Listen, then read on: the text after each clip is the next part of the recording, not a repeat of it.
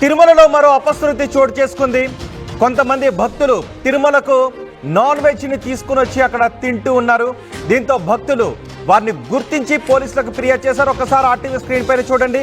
తిరుమలకు కొంతమంది భక్తులు నాన్ వెజ్ తీసుకొచ్చారు. కోడిగుడ్లు, చికెన్ పలావ్ని తీసుకొచ్చి అక్కడ తింటూ ఉన్న సమయంలో భక్తులు ఆగ్రహానికి గురై వెంటనే పోలీసులకు ఫిర్యాదు చేశారు. నిషేధిత తినుబండారాలతో తిరుమలకు చేరుకున్నారు తమిళనాడు భక్తులు. తమిళనాడు భక్తులు తిరుమల శ్రీవారిని దర్శించుకోవడానికి వస్తూ వాళ్ళకు కూడా ఆహార పదార్థాలను తీసుకొచ్చారు. అయితే ఆ ఆహార పదార్థాలలో చికెన్ పలావ్, కోడిగుడ్లను తీసుకుని వచ్చారు. డబ్బా నిండా కోడిగుడ్లు, చికెన్ పలావ్ తీసుకొచ్చారు. అలిపిరి నుంచి తిరుమలకు భక్త బృందం చేరుకుంది.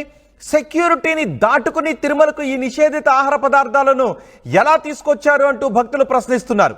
రాంబాగిచా బస్టాండ్ ఆవరణలో వాళ్ళు తిరుగుతూ ఉండగా, వాళ్ళు అక్కడ తిరుగుతూ వాటిని తింటూ ఉండగా భక్తులు గుర్తించారు. తిరుమల పోలీసులకు ఫిర్యాదు చేశారు. భక్తులు ఆహార పదార్థాలను పోలీసులు సీజ్ చేశారు.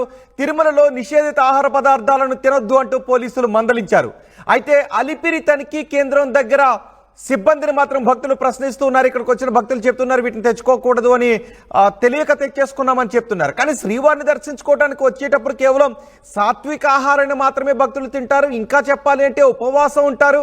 కానీ ఇక్కడ ఏకంగా కోడిగుడ్లు, చికెన్ పలావ్ని తిరుమలకు తీసుకొచ్చి అక్కడ తింటూ ఉన్నారు అంటే దీన్ని ఏ విధంగా చూడాలి? ఇది ఖచ్చితంగా భక్తుల మనోభావాన్ని దెబ్బతీసే చర్య కింద తీసుకోవాలి. అంతేకాదు అలిపిరి దగ్గర సెక్యూరిటీ సిబ్బంది చెకింగ్ దొల్లతనంగా భావించాలి అని శ్రీవారి భక్తులు ఆగ్రహాన్ని వ్యక్తం చేస్తున్నారు.